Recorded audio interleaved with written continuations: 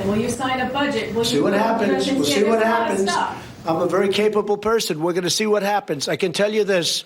Let them get this angst out of their belt.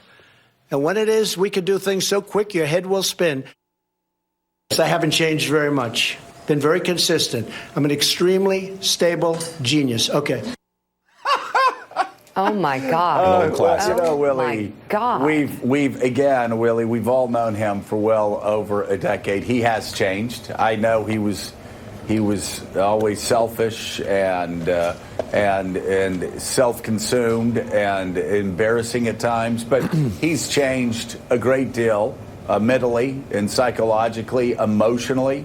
He's much more frail and fragile. He just is. And again, you know, it's so funny. Whenever we say this, people go, well, they're acting like they're doctors. I'm not acting like a doctor.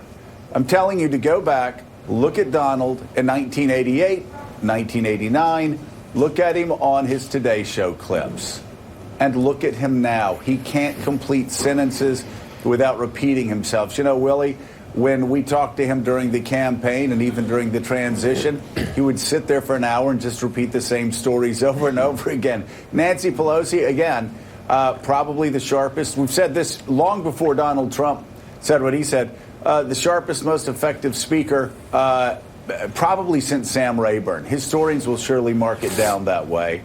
So he's, again, I don't know if he's projecting, confessing, whatever he's doing, but it looks especially bad on Donald Trump. And what a sad state of affairs when you have the two of the arguably most powerful people in the country right now just trading insults about who's crazier and who's flailing their hands more. Speaker Pelosi responded to the president's stable genius comment saying this: when the extremely stable genius starts acting more presidential, I'll be happy to work with him on infrastructure, trade, and on other issues. So, Donnie, as you've watched this spectacle play out over the last couple of days, the theatrical entrance and exit of the president from that meeting, going out to the Rose Garden with the prepared signs and the literature to hand out.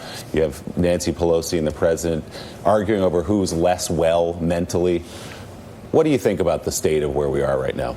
Just jumping back a bit to Trump's mental health. It's interesting for my new show, Saturday Night Politics. I was looking at a I like the name now. Lightning bolt. I was looking at an hour interview I did in 2007 with Trump, and there is, even from 2007, a difference in the cadence. You could just see it. You could see it in his eyes. So, Joe, to your point, not playing doctor, that is a guy who has lost a lot.